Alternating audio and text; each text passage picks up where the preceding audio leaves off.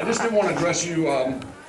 When I decided to run for office, you know, my interest in the Constitution and law was not great. I've been in the construction business my whole life. But when I got up here, I started thinking more about what kind of laws our country was founded on and based upon. And one of the things we can look forward to is knowing what our country is founded on. Patrick Henry, one of our founding fathers, wrote, people of varying faiths have been afforded asylum, prosperity, and... Louder? Okay. Okay. But Patrick Henry, our founding father, one of them, wrote, people of varying faiths have been afforded asylum, prosperity, and freedom of worship here. If you think about that word asylum, it's a place of retreat, a security, a shelter that our country was founded upon. And so I encourage, especially the young people in here, to think about what our role is, what is the government's role. Certainly I do that. Excuse me, tried to run up the last 3 floors to get up here. So, but what we really look at, and what I look at as the role of government is 2 things. One is it's a limited government. Our founding fathers understood that men really, or women, whoever is in power, can't really be trusted necessarily. And so we have to have a limited form of government. And that's what the Constitution says. It limits that government and limits the role and where laws are based on. And if we had laws that weren't based on our Constitution, then what we would have is laws that were just done by the people in power, using the power that they had at that particular time. So it's important to understand our country. It's important to understand the Constitution, where our laws come from. And some of the basic ones we have are property rights and personal rights, certainly religion, freedom of religion. I want to tell you, there was a show on PBS the other day, talked about Japan. After World War II, Japan was pretty decimated as a country. They'd never had property rights in Japan. They had people who had owned property and everybody else worked for them. So General MacArthur came to Japan and instituted freedom to own property. And he also instituted a business regulatory process.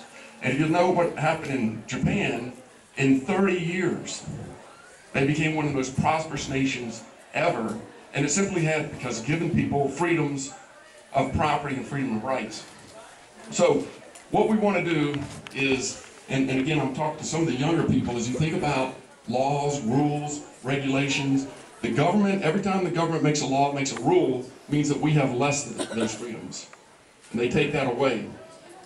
People talk about subsidies. We hear a lot about subsidies, especially the young people. What that means is the government is now picking the winners, picking the losers of who's going to be successful, at least in the business world. So again, I'm glad you all came up here, especially all the young people, come up to the Capitol, be involved in our political process, understand it, educate yourself on our country, how it was founded, and then educate others. And understand the greatness of the United States, the greatness of the country that we live in, didn't become because we have a great government. It came because we have the power of the individual was allowed to succeed and allowed to be freedom of religion. And like Patrick Henry said, the way our Constitution was founded gave everybody, afforded them those freedoms.